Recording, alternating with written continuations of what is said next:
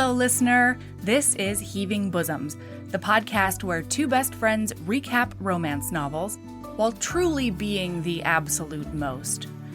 It's hiatus times, so I'm recording this inside a stolen snoozer. Don't tell Rooster that I now owe her more than just $6 in bitcoins. Erin said Rooster immediately started shouting wild conspiracy theories about a competitor dog medium working with some Navy SEALs and Brooke Shields, oddly enough, to take her favorite heated bed. Believe me when I say it's better for everyone if her suspicions remain there. This week, we went through the backlog and decided on a book, episode, and vibe of such pure joy that it had to be shared again. I give you part 1 of Strangelove by Aguirre. And when you're done with this, you can listen to episode 146, which is part 2. Enjoy!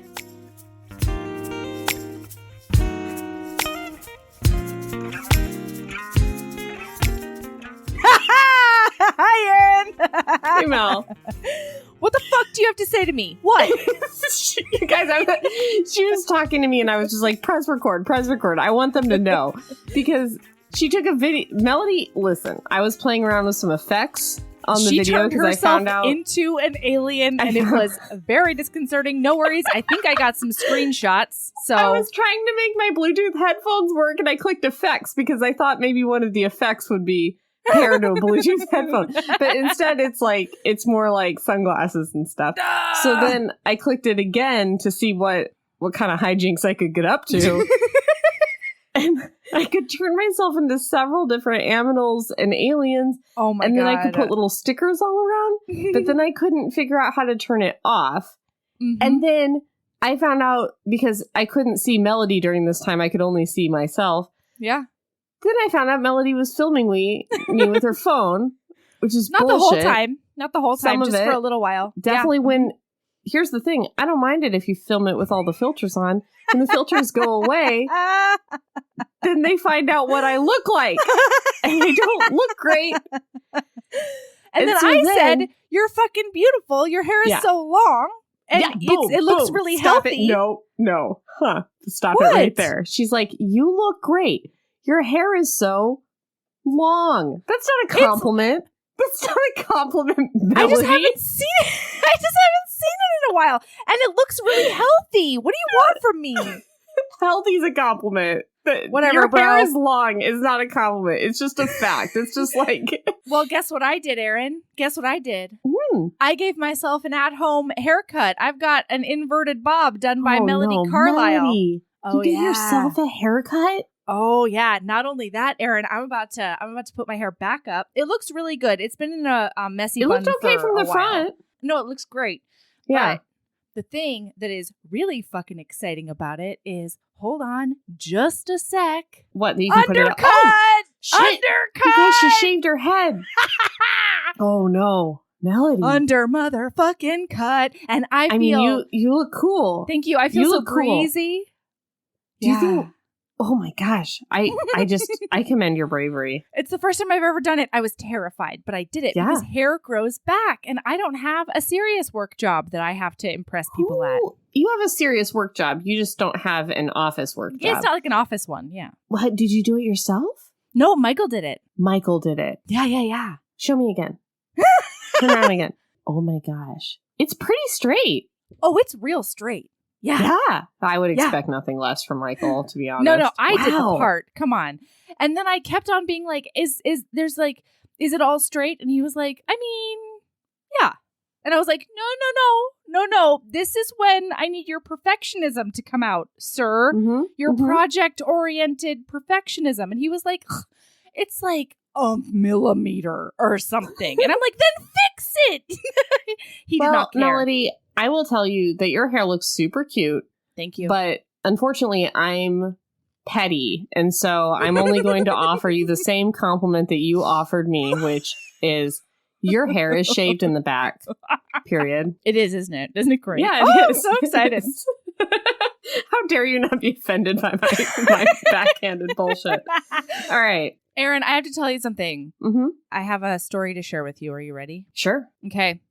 comes from Katie A. Okay. And I'm very excited to share it with you because we haven't had a listener mishap story in a while. So I wanted to start the episode off with a listener mishap story. Is that okay? Okay. Yeah. Okay. I mean, if you call 10 minutes in starting the episode off, sure.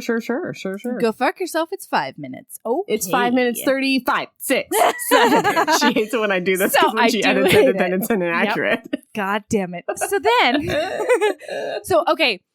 She has been catching up on the podcast because she usually listens to it in her car, and she was on Barbarian's Choice, and she was at a fast food restaurant drive-through, okay? And wait, I need to know which one is Barbarian's Choice, though. That's the one I did. The one you did with Danny? That's the one, yeah. Okay, Mm-hmm. So I'm not even a part of this story. I'm just going to listen quietly to the story about your podcast that you have with your new best friend, Danny. Whatever, it's fine. You and Katie A have so much fun. Whatever. Woo. Okay, so she normally listens like with the volume on pretty loud, and she always forgets about her sunroof. So she's like 10 cars back on this on this line to get. That's such a mood, listening to something super loud and forgetting you have a sunroof. That's such an HB move. Okay, yeah. So she keeps on like pausing it in order to like roll down her window or whatever to pay or order or whatever. And it matters not at all. No. So then she goes, when I pressed play, it was on the part where Melody says, "You guys, they cover themselves in latex." And I paused it to give them my card and get my food at, "Did I bring labia into the conversation and you weren't into it?" And then the person in the vehicle behind her yells, screeches out their window. It says, "What in God's name are you listening to?" At this point, I don't know if they're pissed or intrigued or a little of both, or if their kids are in the back seat and are about to start asking what a pussy flap is. Those or kids what. are listening to Kids Bop. They're fine. Tell them what's up. Yeah. But then I remembered that I am a fierce human, and who are you to judge me for my listening? So I smoothly, this is my other favorite part, I smoothly parentheses, hit my head on the window opening, end parentheses, leaned out my window, and I see this pink-haired, beautiful person with 6 piercings and one of those well-done temple tattoos that I will never have the facial structure for, and I screeched back, "Heaving bosoms!" And she yelled back, "Thank you!" Oh my gosh! When was this? Could she be listening? Goddess, listen to us. If you are the drive-through pink-haired goddess, please announce yourself in the Heaving Bosoms Geriatric Friendship Cult. I would love to meet you. Please. We need to know who you are, you beautiful person. That's the best way of finding this podcast I've ever heard. I know. And Katie, thank you for sharing the gospel of Heaving Bosoms. Totally. That's right. You are a fierce human. I'm about it. I've said it once. I've said it 1,000 times. If you get caught with this podcast loud, the one that to me is the most mortifying is the girl that was teaching CrossFit and paired her phone to the speakers of the gym or the cube or whatever the hell they call it. I know that one. Oh my god. Oh yeah.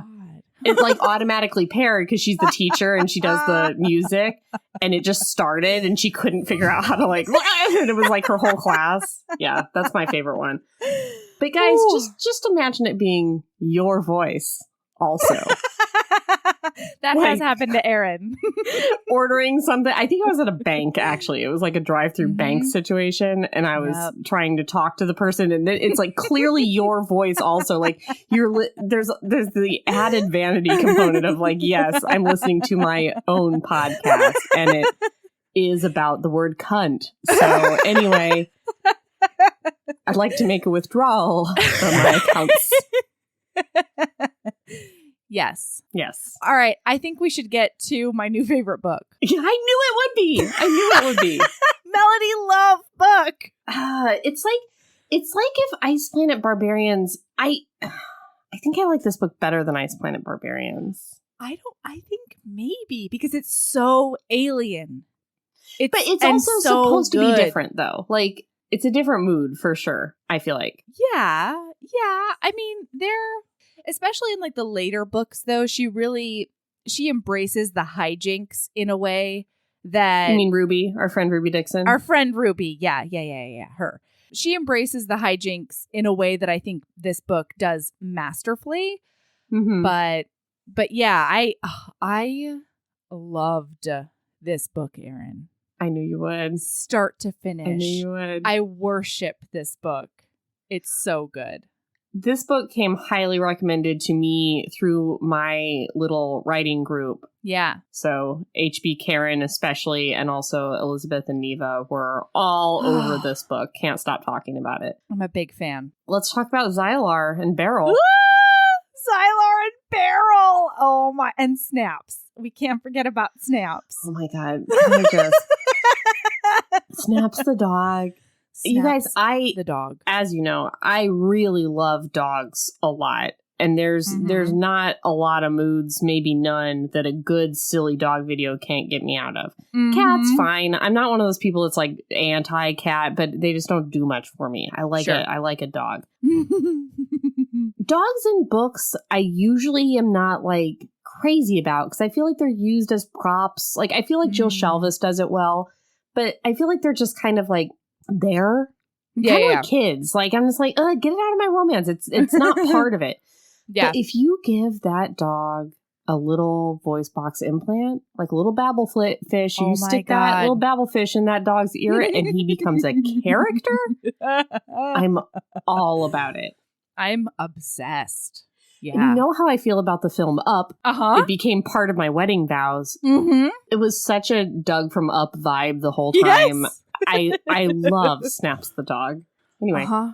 All right. So Xylar is on his way to pick up his intended. Good sweet Xylar. Good sweet Xylar. With his friend Helix, the AI. That's right. And so Helix and Xylar encounter a solar flare that makes them go up, all the way off course or something. And so Xylar touches down where he thinks his intended Asvi.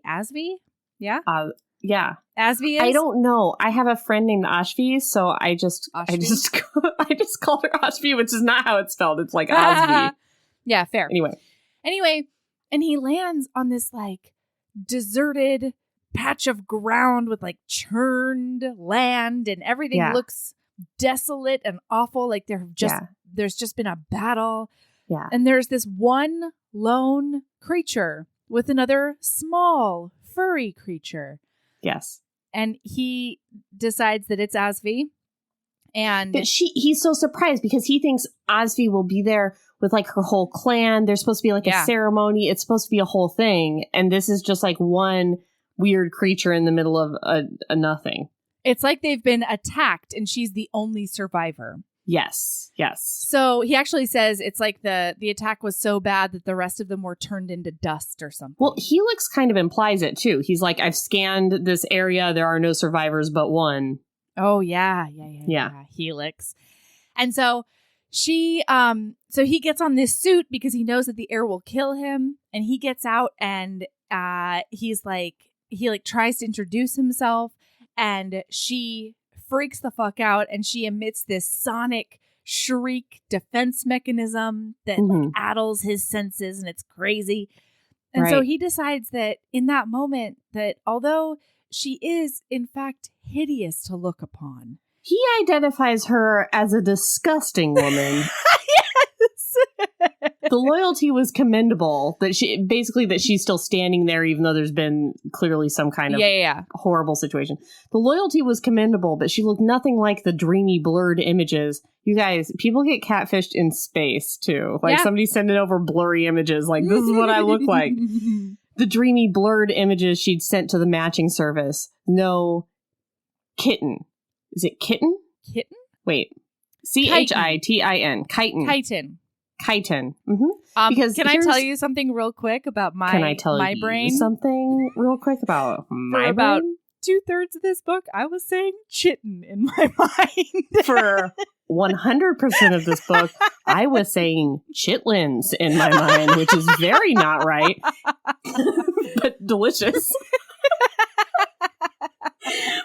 What even are chitlins? Aren't they like the leftovers from like chicken gizzards and stuff? Isn't that chitlins? Oh, I don't know. Isn't that what the...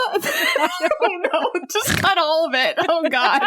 But Anyway, so then I was like, no, Erin, you are going to record this podcast and you are going to get this right. You're going to look up this word before you record the podcast. You're going to, A, know what it means, and B, know how to pronounce it. Because you guys, it's throughout the book, because this is the description of his thorax, Mm-hmm. we would say. His thorax, yeah. Oh, yeah. Mm-hmm. His schmabdomen. Schmabdomen.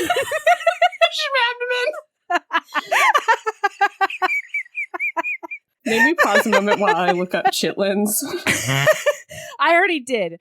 Chitlins are, or chitterlings, are a type of food with an unappetizing origin. They're the small intestines of a pig, or gizzards, or like tripe, or whatever. Oh, okay. So I was right. Yeah. So I've always called the chicken gizzards the chitlins. My mom's very into chitlins, specifically chicken gizzards. So, but here, listen. Here we go. So I've made the commitment. Are we getting back to his schmabdomen? I've made the commitment. I'm looking up this word. I will know how to pronounce it, and I will know what it means. So I've looked it up. I know what it means. It's his hard shell abdomen, schmabdomen, thorax. Mm-hmm. So I know it. I'm good. And I look and it says Kitten is the pronunciation. And I'm like, kitten, I've got it. And then not until I said it out loud here on the podcast was I like, nope, that's kitten. That's a small young cat. There's no way that's how to pronounce it. So it is indeed kitten. Kitten. Anyway, this bitch doesn't have one. No chitin, no feelers, not even a couple of head tails. No wonder she didn't want me to see her face. Frankly, this creature was hideous, but since he'd been rejected 4 times at the choosing, he wouldn't win any prizes either, even amongst his own people. Oof. Oh. He has identified her as a disgusting woman. And I love it. Yeah, and so she emits her sonic shriek. Mm-hmm. Yeah. And then he just like fucking snatches her up and snatches up her tiny friend. Yep. And puts her on the boat. Get on that boat. Did you at this point identify this as our heroine? Yeah. Because I'm a big dummy and I didn't. So I was just like, yeah, this is what's her fuck. Sure. Yeah. Uh-huh. She catfished him with her blurry images. La la la la la. Oh! I'm an idiot. I'm a moron. Nope. Okay. So then we learn that it's his last opportunity to go through the choosing. Otherwise, he becomes a worker drone. And it is scary town. Population him. It's a tragic town. It's bad. So he like, I think like it says 2 beams are off in the distance and they're coming toward them really fast.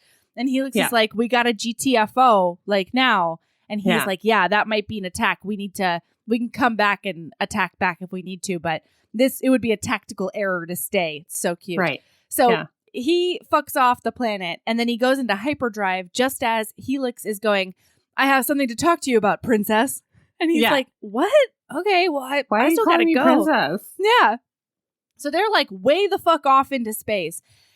And by the time Helix is like, oh, hey, girl, that wasn't the right planet. I don't know what planet that was. Remember that solar flare? It fucked with me and we were on some rando planet. And he's like, does that mean? And then the AI responds, yes, you kidnapped a couple of lower primates, princess. He's calling him princess. It's the best. It's the best.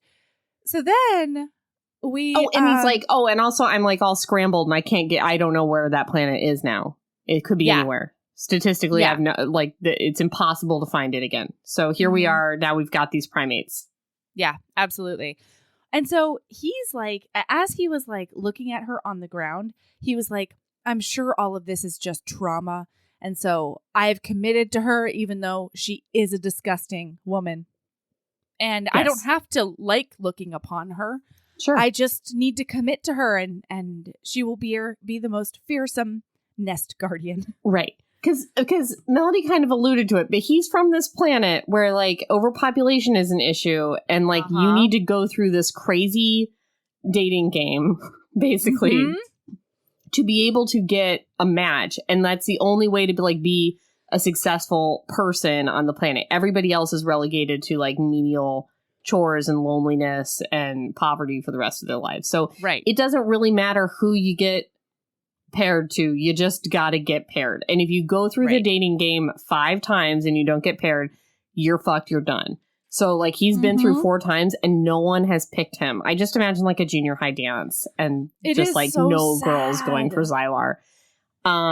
And no one has picked him, and he's sure that he will not get picked in the 5th one either. So he's got to go to, like, rando planets where, like, they don't know how ugly he is. Oh, it's so sad town. But spoiler alert, they do know how ugly he is, because when Beryl, the human, wakes up, she does identify him as a disgusting alien. Oh my God, she's terrified of him. Yes, well, so do you she want me to wakes read up it? really. Yes, please.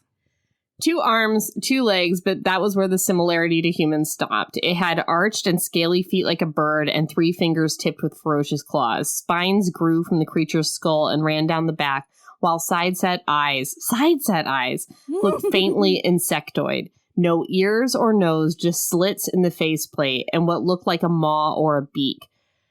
The alien had what she called a thorax more than a chest, and prickly things growing out of the neck? ? While she stared, tissue puffed out, thickening its throat with transparent webbing. Somehow she managed not to scream this time, though she did get the hiccups again. Hi, she tried.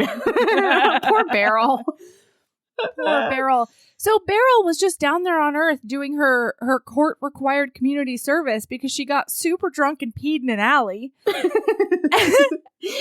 then court-mandated community service means she has to do what? Civil War reenactments? What kind of war reenactments is she even doing? It was like a Ren Fair, I think. Oh, I thought it was a war reenactment. Well, it was, but it was a medieval types one. I have never known there to be a medieval types war reenactment. Of course there are. Are you kidding? People joust all the fucking time. Okay, tell me the difference between a medieval times war reenactment and LARPing. Do you think it's the same thing? That medieval times war reenactors are just like snobby people who are like, LARPers, and they're doing the same thing? Because I think so. Ooh, maybe. Yeah. Maybe. Anyway. Hey, Clippy, if you know, get at us. Is Clippy a LARP? Oh, she is! Yeah, Clippy LARPs. Yeah, I remember that now. Yeah, Clippy get at us. Are there medieval times war reenactors that are assholes? And are they? Do they suck? Yeah, I would think that they would suck. LARPers rule. Yeah, because LARPers are the best. Yeah, medieval time war reenactors drool. Okay. I just feel like they sound like the worst. I don't know. Hey. Who knows? Probably there are HBs that are also medieval times war reenactors. We always figure this out the hard way, so there you go. Come at us. All right. Well, the one in this one got heat stroke and just shut down the whole place. So it sounds like they suck. Yeah. One dude. Okay. So she's like super worried about butt stuff, and she's trying to talk to him, and it's she is. I know. Her whole thing is like, okay, there's nothing in my butt right now. Do we think there's going to be things in my butt later? If she were on her way to Prillian Prime, there would be a gift in her butt. A gift. That's right. Yeah, actually, a couple of them. A series of escalating gifts.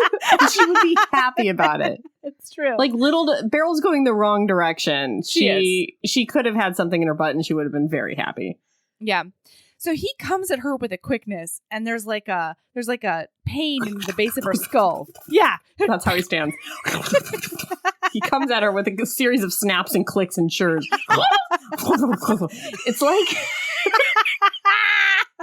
It's like an Independence Day when they crack the shell out of that alien, and then he does take that tentacle and wraps it around that long hair man and makes him talk. You know what I'm talking about? Yes. And he's like back there, and he's like, it's like all the, you know what I mean?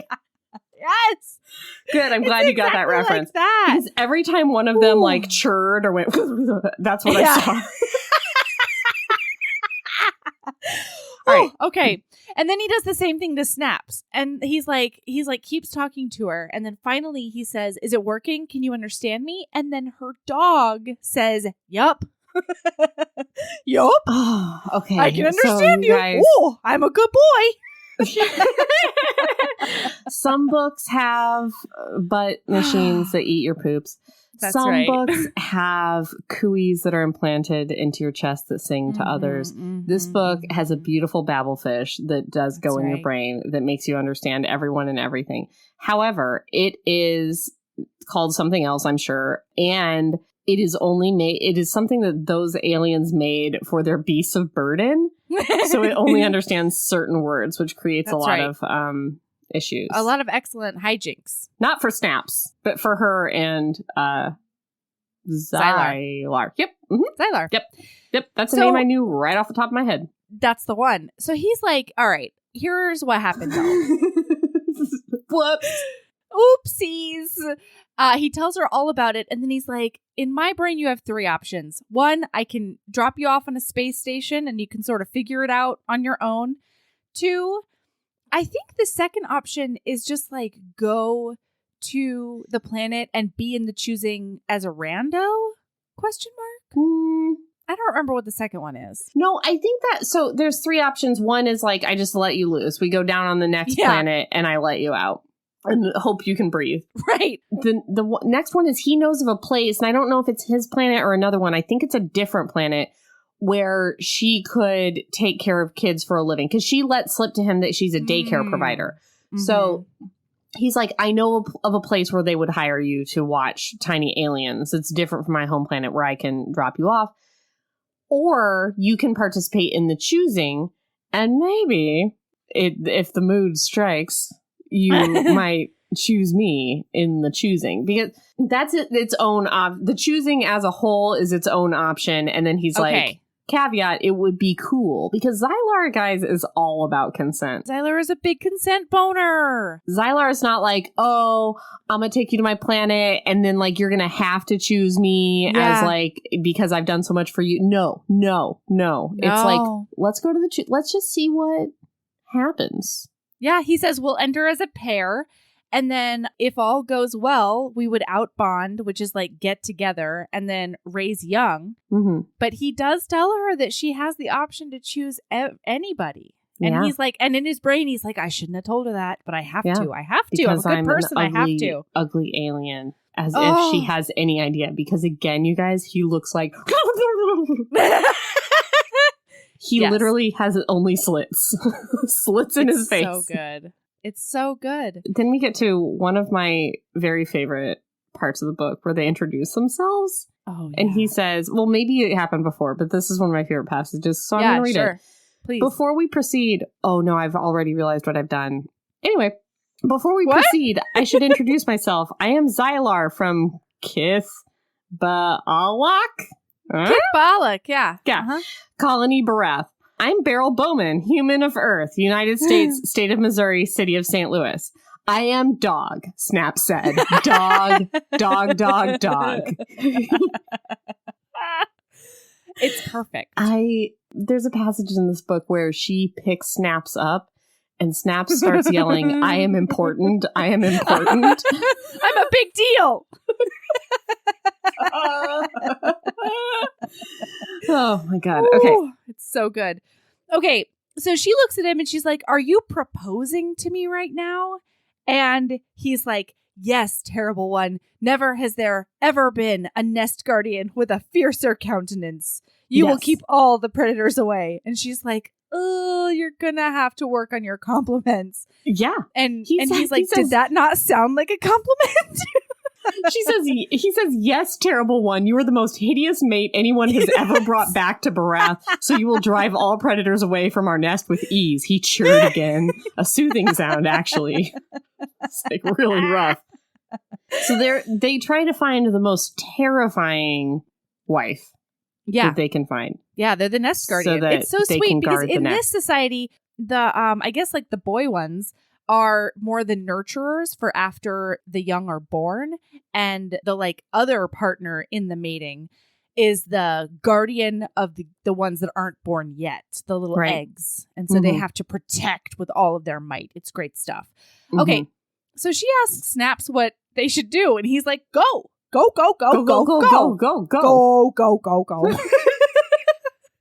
It's great. She tells him, fuck it, let's see how this goes. He hears copulation, ! Let's join and find out how it works. And he's like, holy too shit. soon. That's too soon for We me. can't- we can't do that meet until right after the now." choosing. Yeah. Yes.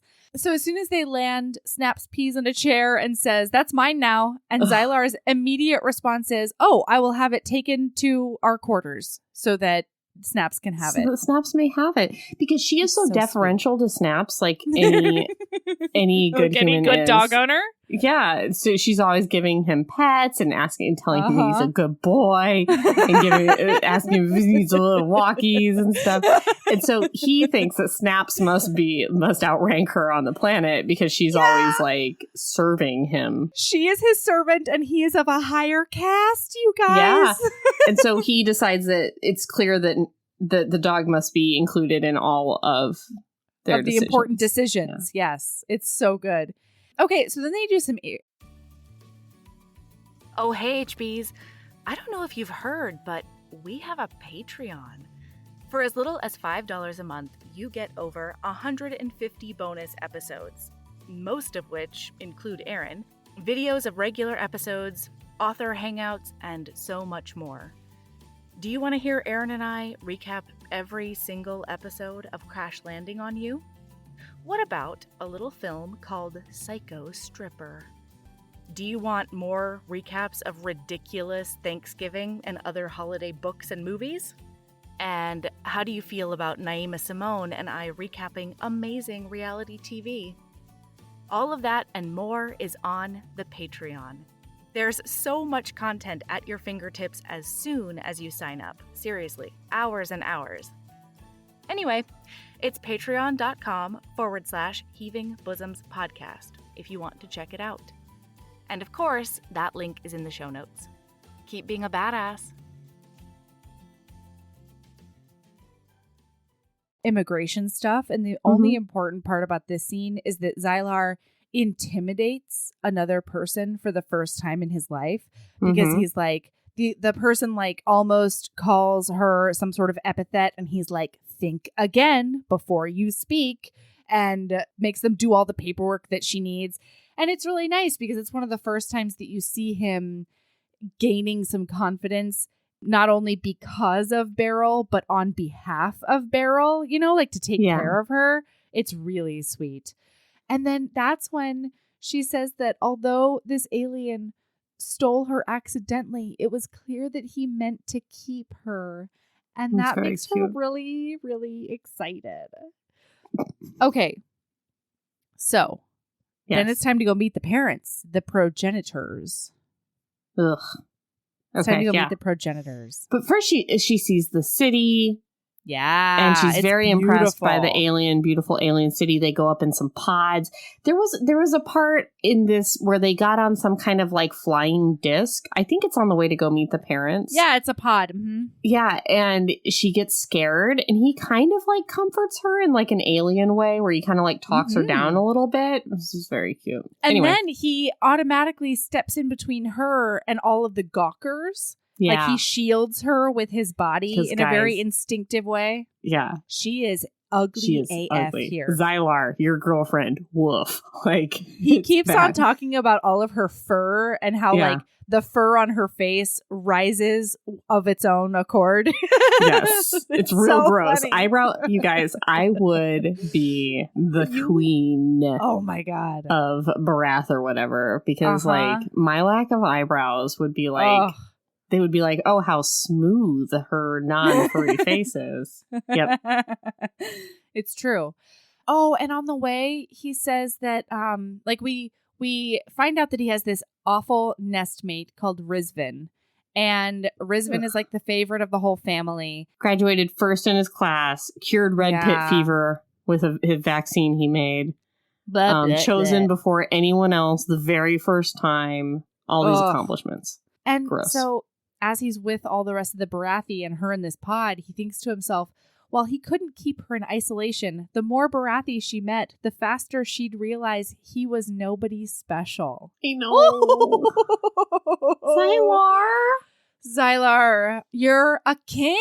You're so a king. special, you guys. Just wait. He's so special. Also, he realizes that he can smell her moods, which I felt was very Melody. Oh, I loved it. Guys, this isn't as gross as other smells in other books because I felt like the alien component like made it okay.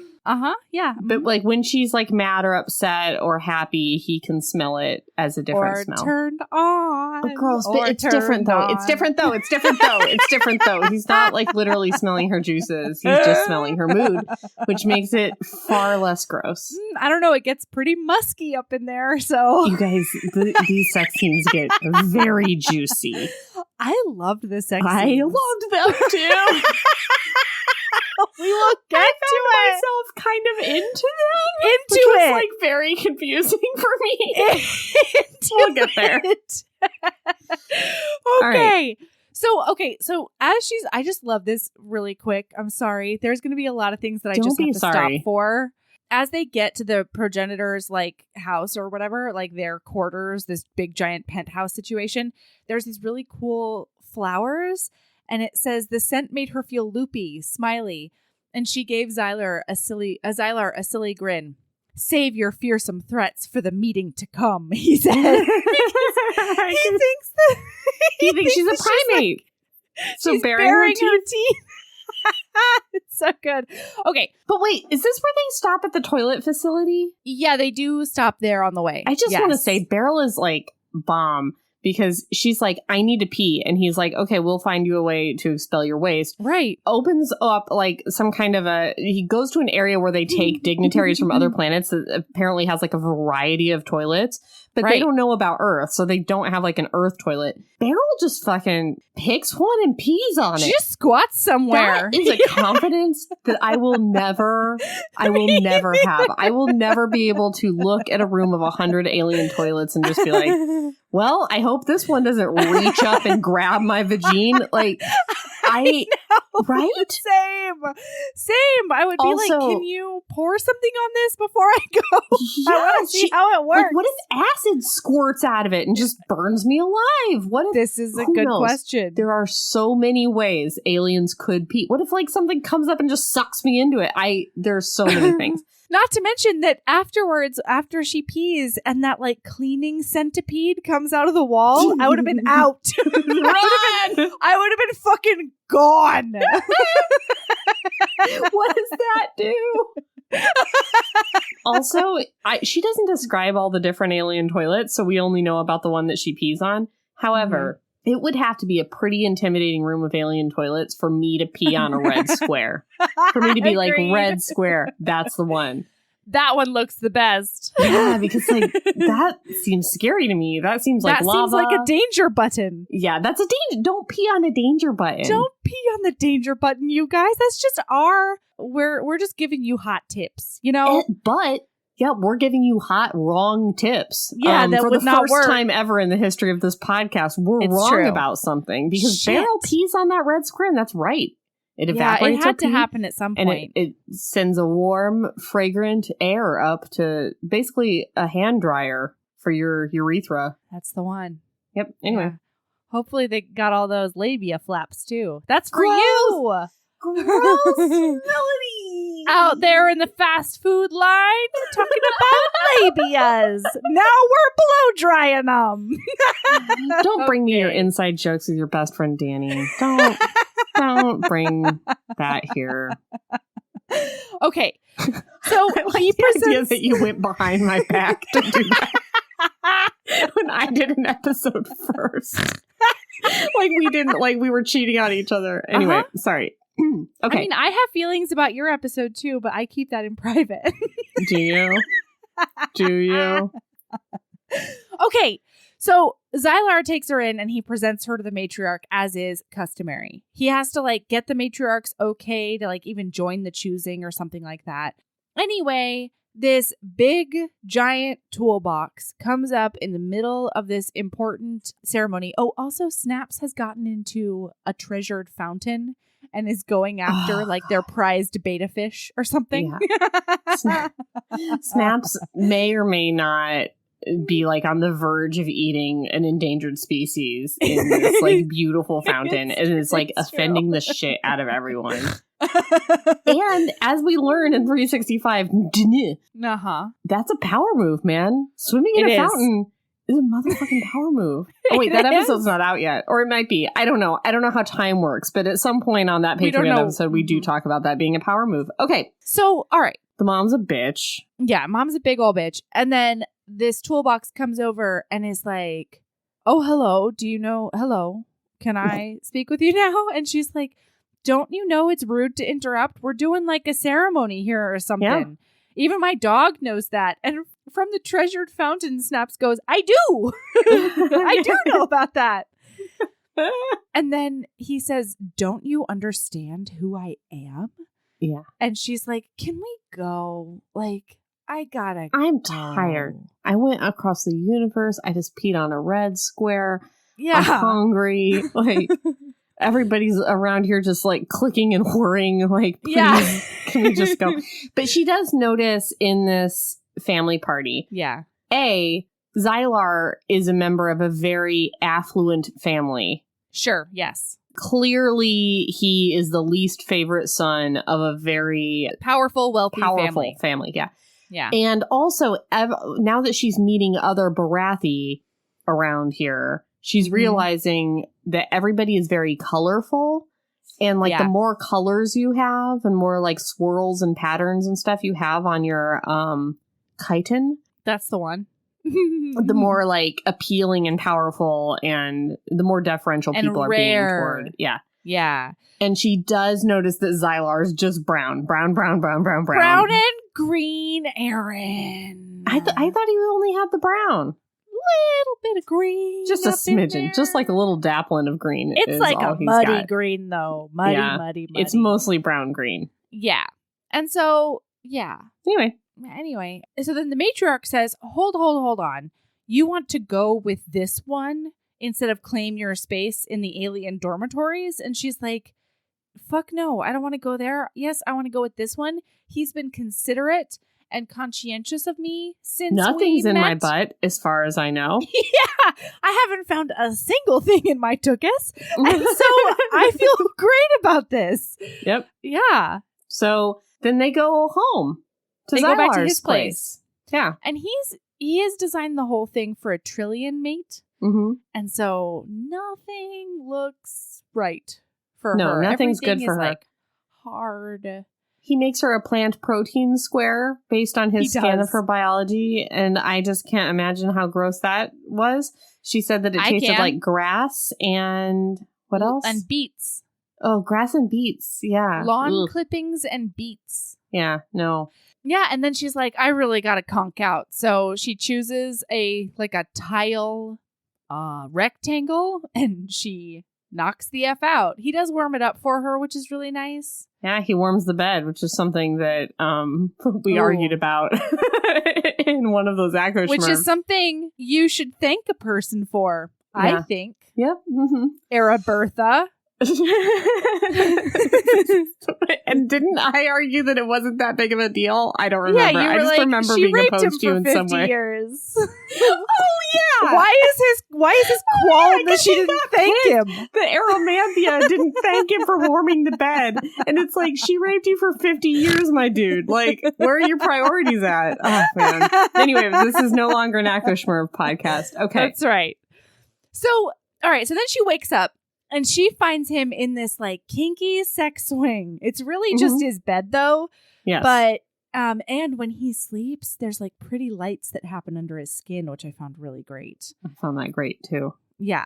Anyway, so then she's like, he explains the choosing.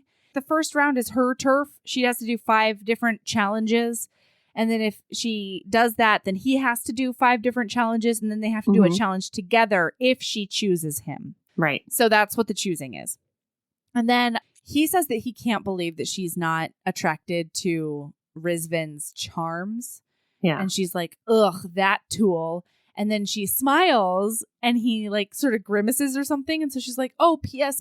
That's a happy thing. Mm-hmm. And he goes, oh, would you mind not telling anyone else that? because it would be It's great. kind of the only good thing about you. So if you could like limit, I at least thought you were kind of intimidating, and it turns out that's not true. Yeah, he doesn't neg her like that though, because he's great. No. Yeah. And then she agrees not to tell anyone else that, and he goes, "Thank you, terrible one." And she goes, "Hi, can we work on that? Can you call me like sweetheart or baby?" And in a very Melody moment, thank you very much, he says, take a walk. He says, for the next 5 minutes. "Why would I comment on the delectable nature of your organs?" Xylar shuddered delicately. "It's even worse to infantilize you." Ah! It's true. However, you've got to think about that through the translator, because she says the word heart to him several times, and he then responds about organs. So I think that the translator translates heart to something like internal organ. So she probably said, "Would you mind calling me delicious internal organs or infant?" And he was like, "Rah." What a weird thing. Okay, anyway, now it's time for round one. How dare you, Melody? How dare I? She says, "Just call me Beryl because that's my name." And he's like, "Great. Yeah. What does it mean?" And she's like, "It's a type of gemstone on my planet, like an emerald or an aquamarine." And he's like, "Oh, is that something that's valuable?" And she's like, "Some of them are." And he says, "Well, then you are well named, my unexpected treasure." He's such a sweetie sweet face. Mm-hmm. And then throughout the rest of the book, he calls her my precious gemstone, my treasure. It's so good. It's really nice. It's a big romance. I'll tell you that much. Now it's time for round one of the choosing. Yes. So she gets there and she meets this sentient plant who is wonderful. I don't remember why they start talking. I think Kerr talks to her first, and she's like, "Oh, hello there." Well, it starts because Beryl can't read. So she's got the babblefish where she can understand, and people can understand her on Barack, but she cannot read the writing. Because obviously, why would the translator help a beast of burden understand how to read? Right. And that's how they start talking. I just don't remember. Well, Kerr approaches her first. And she's like, "Oh, it's so nice to do, like nice to meet you." And Kerr actually says, "Wow, it's crazy to meet a competitor that's like nice." Yeah, she says, "Are you new?" And Beryl says, "Yeah, I just got here yesterday. Hey, by the way, you can't read, can you?" Because they're trying to find their lockers, and she doesn't know which one is hers. Right. And so Kerr helps her figure out. She's like, "There's one that says precious gemstone and no one's at it. Is that possible?" And she's like, "Yep, that sounds like me." And then Kerr talks about how brave she is for like just arriving yesterday and like fucking throwing it all in on the choosing. And so, they team up. They say they'll help each other. Kerr's already been through it once. Right. And Kerr is non-gender identified, so Kerr's pronouns are they, them. Oh, it's great. And Kerr says that they will team up with Beryl and strategize together with her. Yeah. It's great. Yeah. So they go out there, and the very first thing is that all of them are supposed to show the audience who they are. Because it's like a gladiator type situation. Xylar. I know. He knew about this. Bitch out like a little bit. Like, you don't know what the challenges are going to be, but you knew this was going to be a thing. Right. And like this bitch doesn't have any arrows to shoot at the pig with the apple in it that's right next to what's his face. She can't do any kind of Hunger Game. No. Although she wants to. She wants to. So people are doing like Kerr does a frond dance that looks like other people are doing what looks like martial arts katas. And so the only thing she can think of is this like 8th grade talent show thing where she danced like Napoleon Dynamite. Part of this is definitely her doing the worm. Whoa. No one, like, this does not go over great. Like, everyone's kind of confused by it, but also it seems sexual, but they also don't know what her parts are. Like, but it could be like a battle something or other. Like, because she's smiling the whole time. So it looks like she's like... Anyway, so then she steps back, and then the challenge, like the real challenge that day, rolls out, and it is the Destroyer, you guys. You guys. It's serious fucking business. Yeah. It hasn't been pulled out in like 1100 years. Yeah. And all of a sudden they've got to do the Destroyer. So it's this like grind 'em gears. I'm sorry, it was your face. They can't even see your face. You're just like, all of a sudden, they gotta do that Destroyer. It was just funny. I'm sorry. Keep going. So there's these like gears on it, and there's like a smash 'em. And then there's some poles and some rings, and you got to get the rings off the poles without getting the smash 'em or the geared. Okay. Mm-hmm. So one Barathi intended rolls up there and just immediately gets destroyed. She just does get smashed right away. And she then gets a super fatality. She does. We're with Xylar for this chapter. This is a head hopping book, chapter by chapter. Yeah. Well, scene by scene, I guess. And we're in Xylar's point of view right now, and he can hear somebody behind him say, "Oh my God, Cater, wasn't that your girlfriend?" Yeah. And he's like, "Yeah, it's really sad. You guys, it's rough. Like, this is serious stuff." It's a big rough. And then he sees Beryl and Kerr. He hasn't even really warned her that there's danger involved. No! And now all of a sudden, the Destroyer is a part of this. In his quasi defense, this has not been a thing in like a really long time. And then in his other defense, he did give her humanoid gladiator stuff. So she's wearing sort of armory things. Oh, I missed that. That was what was in her precious gemstone. Oh, yeah. Okay. Boxamahoozits. Yeah. Right. So he can see she and Kerr talk to each other a little bit, and it seems like Kerr like agrees with whatever she says, and then all of a sudden he sees Kerr pick her up in their fronds and just wing her up at this Destroyer thing. Mm-hmm. And so she uses what he calls, oh my God, you guys, since like chapter 1, he has been calling her hands her grabbers.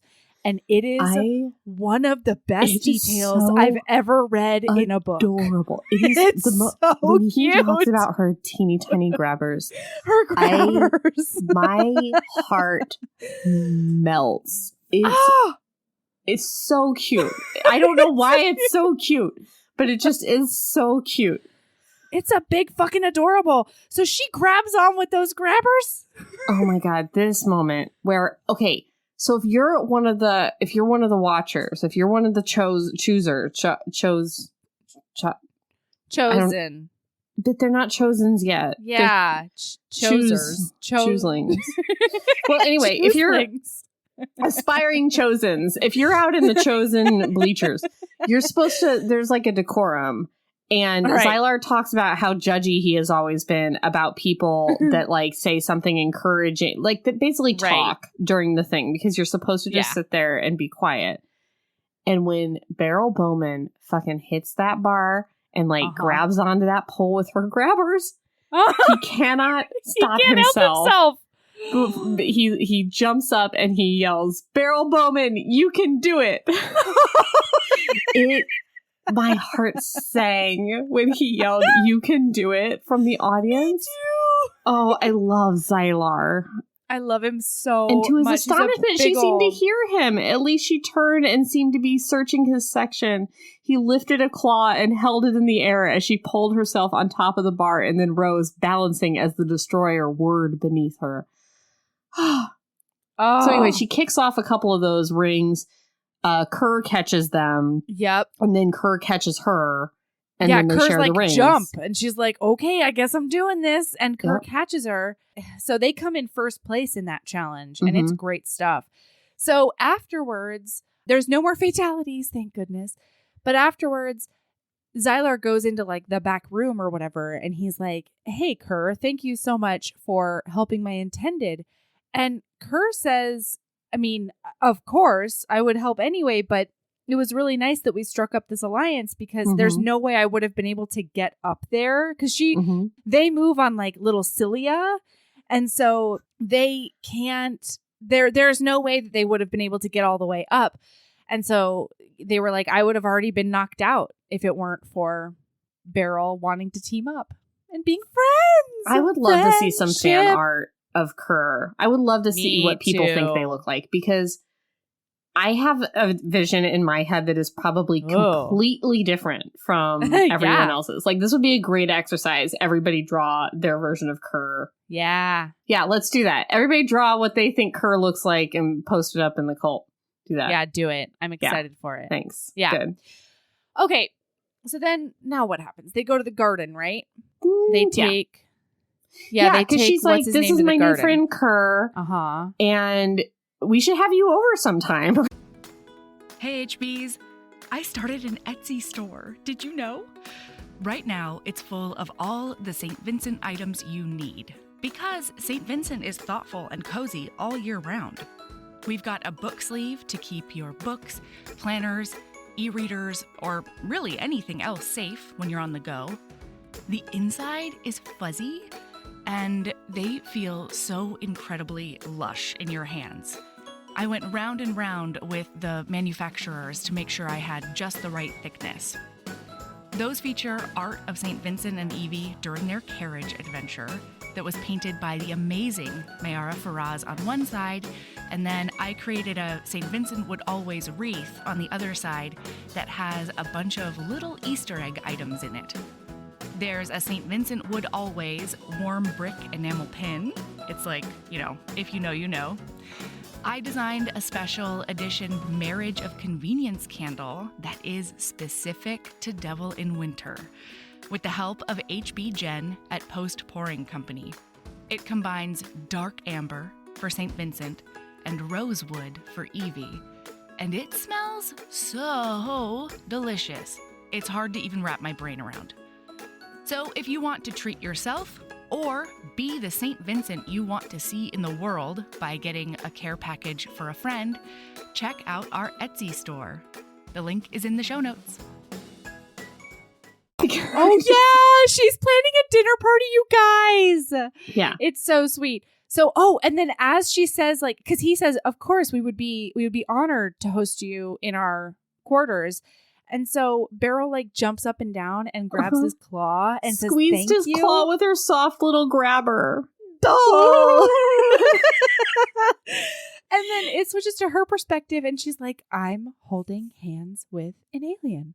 This is so great, but also I hope he's okay with this." And like, how do I, if I let go, I don't want him to think I'm rejecting him. And she's like, "Beryl, you're overthinking this." Well, yeah, because she starts thinking, because she's starting to feel a little bit like she really likes Xylar. Like, he's a good guy. He's a good egg. And she's like, am I supposed, like, okay, say this whole thing works out. Like, are we going to, like, do sex with each other? Right. And she's like, okay, if he hasn't put stuff in my butt by now, it's probably a safe bet that he's not going to put stuff in my butt. And, like, just me touching his claw isn't going to mean he's going to, like, do stuff to me. But, like, also, like, what does his junk look like? And, like, what can I do with it? And then she's like, stop it. Like, you weren't even the kinkiest girl you knew. Like, you have to stop thinking about all of his alien business. She's into it. And I love that about her. Because she's just like, there's a few other times in this book where she's like, I did something accidentally and I'm totally mortified, but I'm also kind of taking notes just in case we want to go there. What I love about Beryl is she just like, she fucking goes with it. Like, whatever. She rolls with the punches. Yeah, she rolls with the punches more than any other human would on Earth. Yeah. So he chose wisely in that department. Absolutely. Okay. So she suggests they go check on Helix, actually. Oh, right. And he's really excited about that. So there's no real progress. Xylar's such like a fucking loser on his planet that his only friend is his AI that has to be his friend because it's his robot.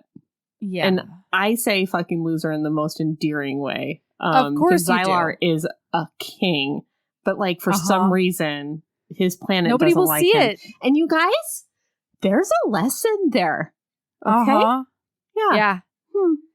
Yeah, maybe about it. Maybe look underneath the mottled brown surface. Yeah. Okay. Uh-huh. Everybody? Yeah. Yeah, maybe. Maybe there's a Xylar underneath. I don't know what I'm talking about. Anyway, keep going. Yeah, we got really preachy there. We got really preachy to like nothing. The choir. Okay. True. Okay. So then he asks about Snaps. He's like, I don't get it. Is he your nestling? Like, is he your child? And she's like, I mean, kind of. I didn't gestate him, but I did adopt him. And so I'm responsible for him. And, but like human babies are way less independent and way less useful. And he goes, oh yeah, our nestlings are like worthless until 3 spans or whatever. And then she says, see, common ground. And he goes, oh, no ground you stand upon could ever be common, Beryl Bowman. Hot. Hot. Yes. There was another moment where she said that all these compliments he's giving her, like she's going to get a big head and she's going to become unbarrelable. Unbarrelable. And she's like, you get it? Because my name's Beryl, unbarrelable. And it's like, of course not. Through his cow translator did he get that joke. She does. I really like her because she's like, most of my humor falls flat here. When he says that about her never being able to stand on common ground, she says it was such a perfect response that her heart skipped a beat and her insides went warm and fuzzy. With a human partner, she totally would have kissed him, but Xylar didn't have lips. How am I supposed to show affection toward him? When they'd known each other longer, she would definitely ask. Oh, I love her so much. Oh, and then he says, like, I really appreciate you wanting to check on Helix because he's the only one who's ever been on my side. And she hugs him and she goes, that's not true anymore because you have me on your side. And the next chapter opens with him going, I'm really glad you're happy, but why are you grappling me? They don't know hug. Oh, it's great. She does get a musk. When she's hugging him, we don't have to talk about it. But she explains hugs to him, and she's like, this is how we show affection on my planet, is we put our arms around the other person. And so he wants to show her affection back. Wait, my favorite detail, though, is that she says it's supposed to make you feel less alone. Yes. And as a person who's really missing friend hugs right now, I'm like, guys, Melody hugs in a way that's like, I mean, it's consensual, I guess, because I love Melody, but like, it's more firm and long than you want it to be. Hey, Erin. Yeah. I just have to confess to you right now, the next time we see each other, it's going to get weirder. Why? Wait, I'm missing hugs so badly. I'm going to What else are you going to do to me? What do you mean? Are you just going to leave my butt? Melody. Your tuchus is safe around me. And along with knowing what your butt plugs look like, let me make a plug for the Patreon, because you could as well if you become a patron of the Heaving Bosoms podcast. Anyway, get how I did that? Plug. I really liked it. Yes. Yeah, double plugged. Yeah. Yep. No, I think I'm going to need like a couch snuggle. Like it's just been a long time without friend nuzzle contact. You a little bit. All right, that's fine. Oh my God, you'll throw in a nuzzle. Yeah, I'll do a nuzzle. I feel so special. Okay, so she's like, so he admits to himself it does in fact make him feel less alone. Yeah, with her grappling him, and so he wants to do it back. And so he takes his big claws and kind of like places them on her back, and he's like, "Am I doing it right?" And she's like, "Totally, perfect." She's into it. So they have to take Snaps out for a walk. And she's like, can you get me like a leash or a collar or anything? And he's like, you would like some sort of apparatus to, what does he say? It's like to restrain the movement of others or something like that. Yeah. Anyway, so he goes and he gets this really long, super strong strand of cord that he made himself. He invented He spent a lot. Yeah. You guys, his brother, Reisver, he invented a lot of stuff that was like really important, like vaccines and stuff. And so Xylar wanted to be an inventor too, so that he could be important and stuff. And he invented, you guys, rope. Plastic rope. Like this is like a very technologically, they're flying around in pods and shit. They got AI that's like sentient and stuff. How dare you? What? What? I'm saying Xylar is very important because he invented fucking rope on a planet that has all this technology, and Xylar's like, what about rope? And everybody's like, rope useless. Dude, rope very useful. It is. Are you kidding me, Barack? Like, it's true. How do they do all this shit without rope? Like, I don't understand. I don't know. How especially do since they they have like without a pulley system. I don't get it. Right. Rope useful. I don't understand. Xylar invented rope. Like, we don't know who invented rope because it was like before written history, but like it's whoever true. invented rope is like a big fucking deal here on Like, Earth. thank you. Thank you. Thank Rope you important. so much. Rope useful. Rope help much. I'm probably using rope right now in some way, shape, or form. Anyway, Of course. Anyway, so he did that. And his whole family was like, ugh, I'm pooping on it. Don't do that. Yeah, we poop on your rope. We'd rather make whatever Rizvin's making. Yeah. Okay, so she is stoked about it. She's like, this is perfect. Thank you. Oh my gosh.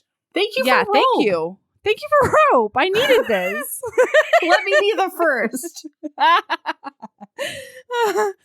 So, I just pulled this really cute quote from right here. It's not super important, but I loved it because it said, though he didn't enjoy looking at her yet, her voice was quite lovely when she wasn't incapacitating him with that powerful screech. Okay. Oh yeah. So they go to the garden. I love this part. Me You too. guys, this is I such love a this good part. hard. Yeah. Yeah.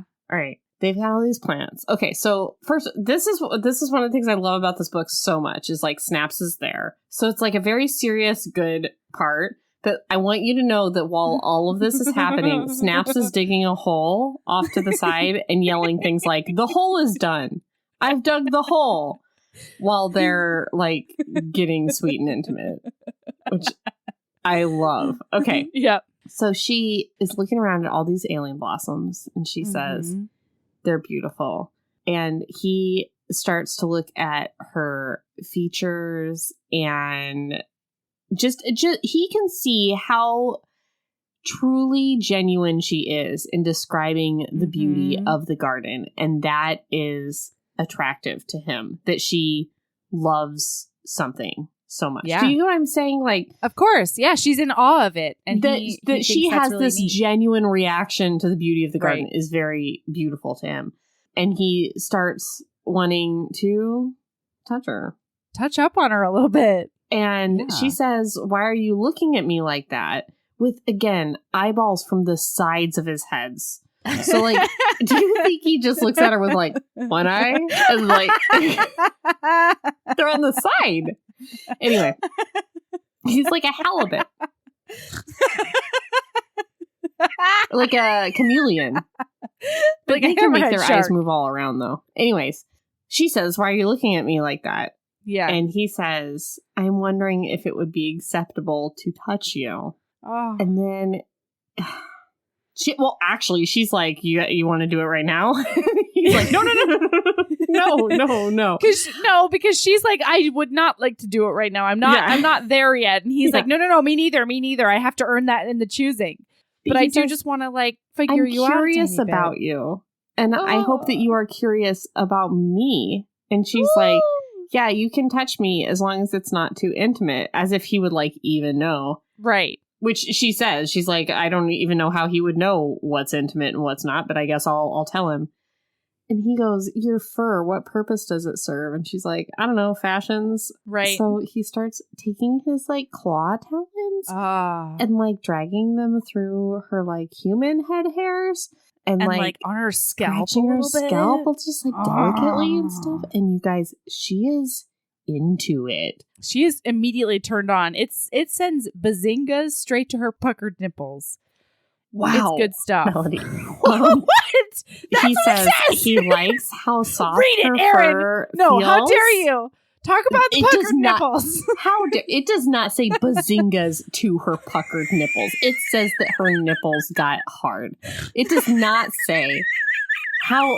Look, Google it up in the book. It does not say that. Okay. Listen, bazinga was my flair, okay? But I don't even think it says she talks puckered. about It says tight nipples, hard nipples. tingles to her heart. You there guys, are tingles you're ruining involved. it. You're ruining it. It's a big sweet and it's a big I'm so sorry. good. She's got shivers going down her spine. Shivers. And then he says, "Thank you for permitting me to explore. You have my consent to do the same if you wish." Mm-hmm. And so she starts like touching up on his like neck poofer. His neck ruff. Yeah. And it's kind of like a dolphin skin. And she's like all up in there. Oh, I think first she touches the part after that she touches the part in between his claws.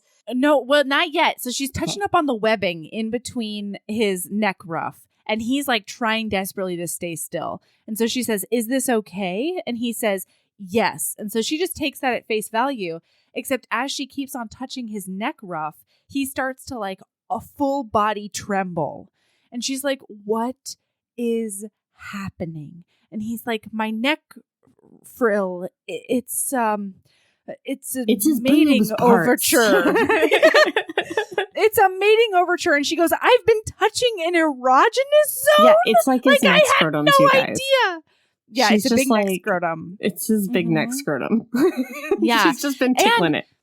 And she's especially been tickling it because, like, we learn later that part of the Barathi and Barathi sex is them stimulating each other's neck ruffs. Uh-huh. But they can't do it the way Beryl does because they don't have these delicate little dexterous Delicate little grabbers. All they have is claws. Which, Yeah, and so mostly they just like schmoof it around a little bit. You know, how do you schmoof, think schmoof. like manufacturing started? Like they just don't seem to have any kind of like opposable thumb situation. They seem to Yeah. have like very like how do they like I know they don't have teeth and they don't brush their teeth, but like that kind of stuff. Like how do they brush their Right. teeth in the morning? How do they like do I don't understand. How They- things get made. Very carefully, I would guess think. because all they have Yeah. are these big sharp claws, you guys. So Yeah. Anyway, anyways, so then she's like, "Oh my God, I'm so sorry. I had no idea." And he's He like, says- "I told you could. Yeah, I I said just yes." tried to withstand it for as long as I could." he says no one's ever touched him there, you guys. Oh Again, my because he's such a gosh. big loser. Oh. He's such a mottled brown. He's a neck ruffle scrotum virgin. Yeah. And so then she walks away and she's like trying desperately to like throw all her energy into snaps and like the plants, and it's awkward. And so then he comes over and he's like, "What's wrong?" And he takes a talon and puts it under her chin so that he can pull her head up. He does and look at the big him. romance hero pull your chin up to look at me, but Yeah. with a space talon. Yeah. And so she's like, so she pulls her hand up because she's like, "I don't really like the idea of basically like an ice pick right near my throat right now." So she goes to take his hand down, but then she finds out that the webbing in between his claws is like deer antler soft. And so she starts touching up on that and she's exploring his hand and he starts trembling again. And she's like, "Is this also an erogenous zone?" And he's like, "No, we just can't touch each other there without giving each other injuries because of our claws." He says, "We don't do this. Our claws don't allow it without injury. So it's not a mating overture.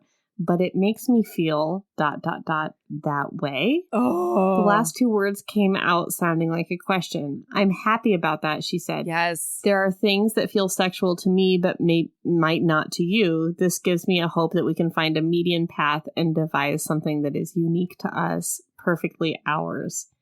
Ours, he repeated in the gorgeous subharmonic that gave her goosebumps. I have that whole passage copied and pasted too. Yeah. There's no way to discern because I have about 5 full pages. I know, so same. It's a miracle I even found that. Okay, and so the chapter ends with her being like, "I don't super understand these feelings, but I'm going to follow them wherever they take me Guys. because it feels right." And you guys, it's just like, you have to read it because it's just so natural how they, Yes. it doesn't feel like fated mates. It doesn't feel like, No. it really feels like they hit it off with just like mutual respect for each other. Right. And it doesn't feel weird when it crosses over to physical touching. It's fucking seamless. Like, It is. The writing is so incredible. good. And then you get And these the little, world building. yeah. And then you just get these little breaths of comic relief because, again, during that scene, you have Snaps over in the corner yelling, "I dug a hole. It's done. Come see." Dig. Dig, Dug dig, a dig, hole. dig, dig. Look at the plants. This hole is done. Yeah. Hey, Melody, Yeah. do you want to stop? Yeah, I think we got to stop. Okay. All right. It's a two-parter. Do you have a lady love? Oh, yeah, I have many of them. All of them are food related. So, Yes. I'm food motivated, so hit me with it. oh, you know what? I have to do a non-food one first. Ugh. What? Why? Right.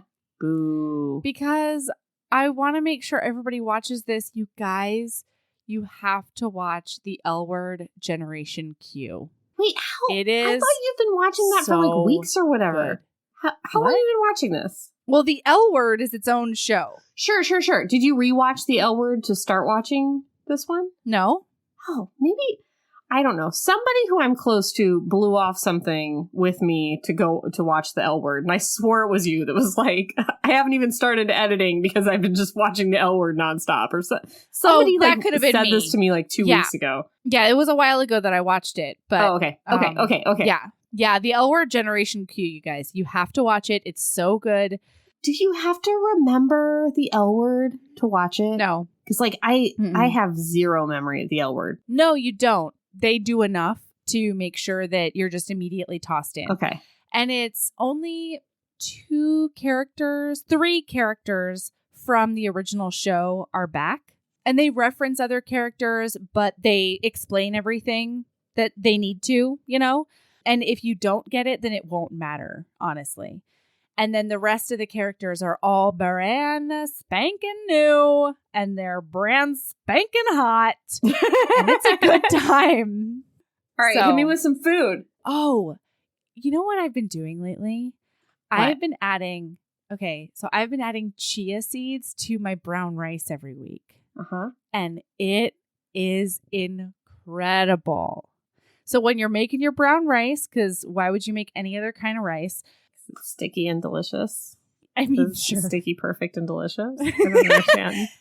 Well, if you add chia seeds to your brown rice, it's extra sticky, perfect, and delicious. It's really good, actually. Yeah. I was really hoping it would be more fun than chia seeds in your brown rice. I thought you were going to tell me about a new candy, but instead you told me about a new health. Well, I did this sorry. week make peanut butter cookies with chopped up peanut M&ms. That was a revelation. Tell me about that. It's de-fucking-licious. And I don't know why I don't make peanut butter cookies more, because the peanut butter replaces all like the butter that you normally need in a recipe. So I don't even have to like figure out a butter replacement. It's just peanut butter. It's incredible. So chop up some peanut butter M&Ms and toss them in some peanut butter cookies, and you have yourself the tastiest treat. Do you know what? I'm going to make this my lady love. Do you know about monster cookies? Oh my God. Yes. I just found out. I can't believe I burned 3 lady loves for you just now because I was trying to impress you. Oh, yeah, you did. Seed. I'm sorry. I cannot believe you. How dare you? If it makes you feel better, you also spawned a lady love by saying M&M and cookie, which meant that I remembered mine. Does that help you out? That did a great thing for me. Yeah. Sorry. Well, okay. I'll say that. Okay, hers is monster cookies. I just found out about them. They're like, there's oatmeal in them and M&Ms and chocolate chips. And is there coconut flakes? No.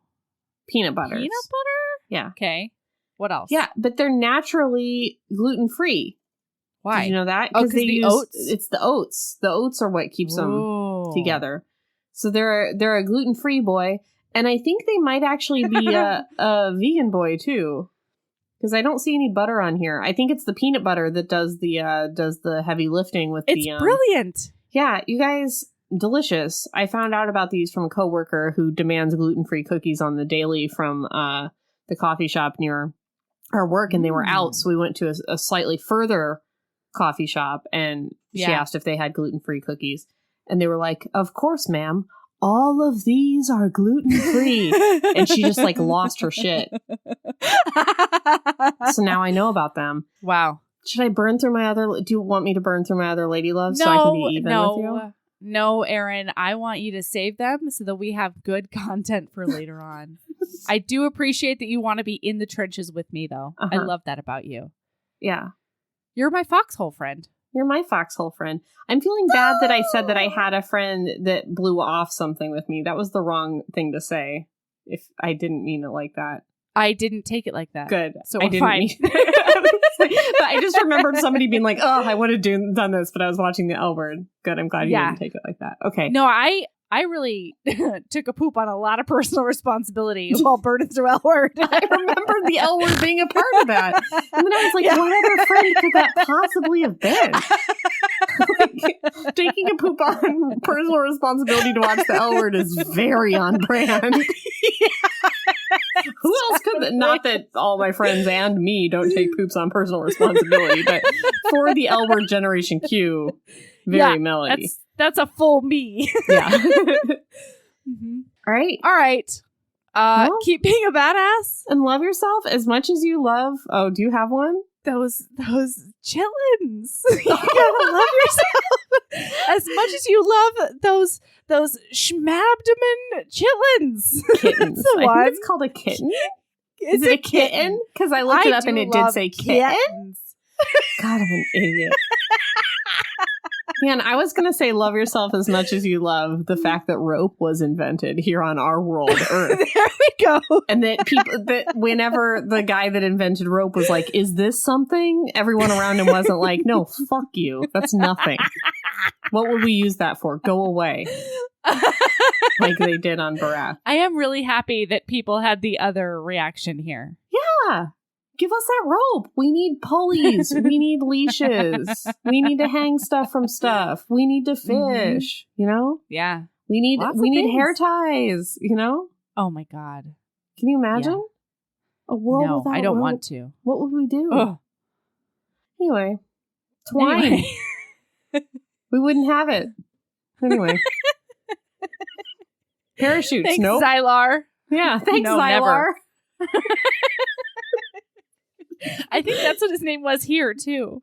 Do you want to just stay on for another hour just naming things that involve rope? Yes, please. Yes, please. All right. Notice I haven't named a single thing because that's where my brain is at. Do you not know about rope? That's weird. Macrame. Thanks, Xylar. There you go. Knitting. Thanks, Xylar. Yeah. I still can't. Do you ever watch Billy on the Street? No. Sometimes he runs up to somebody and he asks for something that's like the most obvious thing, but their brain just like locks up. Like he was running around asking people to name a woman and they just couldn't do it. Like any woman, like they couldn't do it. And like he played a game with Rachel Dratch where he asked her to name 20 white people and she couldn't do it. She's like, my mom, she just couldn't think of any white people. Just like something where there's so many choices you just can't, like, your whole brain locks up. That's what's happened to you. He could run up to you and be like, name something with rope, and you'd be like, and he'd be like, fuck you, you're dumb, and keep running. That's what would happen. It's nets. Anyway. I got one. Nets. Oh, a net? Good job. Good job, Melody. Thank you. Yeah. Okay, bye. Bye.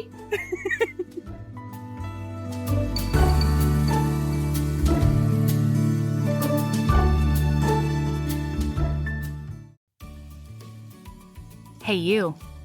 Yes, listener, you. Are you loving the show? If so, please leave a rating and review in your podcast app. The 90 seconds you take to say something nice not only helps new people find the show, but it makes me super smile over at HBHQ. Also, I've had a few people ask, and the answer is yes. We are still doing the 5-star bribe. If you leave us a review with 5 stars, then we'll do whatever book you want. We're real deep into the list though, so it might be a while. Lilas! Okay, back to the show.